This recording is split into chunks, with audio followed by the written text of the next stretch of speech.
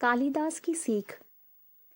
कालिदास बोले, माते पानी पिला दीजिए, बड़ा पुण्य होगा।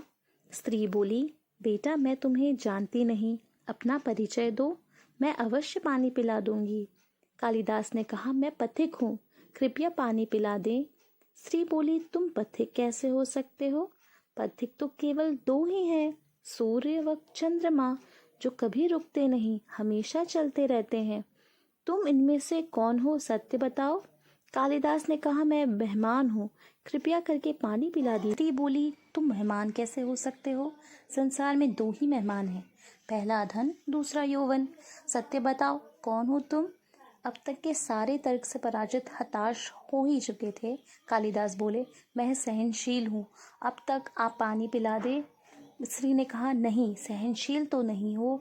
धरती पापी पुण्यात्मा, उसकी छाती चीरकर बीज बो देने से भी अनाज के भंडार देती है। दूसरे पेड़ जिनको पत्थर मारो फिर भी मीठे फल देते हैं। तुम सहनशील नहीं, सच बताओ तुम कौन हो? कालिदास लगभग मूर्छा की स्थिति में आ गए और तर्क वितर्क से चिल्लाकर बोले, मैं हठी हूँ। स्त्री बोली, फिर असत्य। हठी दो ही हैं, पहला नख और दूसरे केश, कितना भी काटो बार बार निकल आते हैं। सत्य कहें, आप कौन हैं? पूरी तरह अपमानित और पराजित हो चुके थे। कालिदास ने कहा, फिर तो मैं मूर्ख ही हूँ। स्त्री कह बैठी, नहीं, तुम मूर्ख कैसे हो सकते हो? मूर्ख दो ही हैं, पहला राजा, जो बिना योग्यता के भी सब पर शासन करता है, और दूसरा दरबारी, पंडित, जो राजा को प्रसन्न करने के लिए गलत बात पर भी तर्क करके उसके सही सिद्ध करने की चेष्टा करता है। कुछ बोल ना सकने की स्थिति में कालिदास वृद्धा के पैर पर गिर पड़े और पानी की याचना में गिड़गिड़ाने लगे।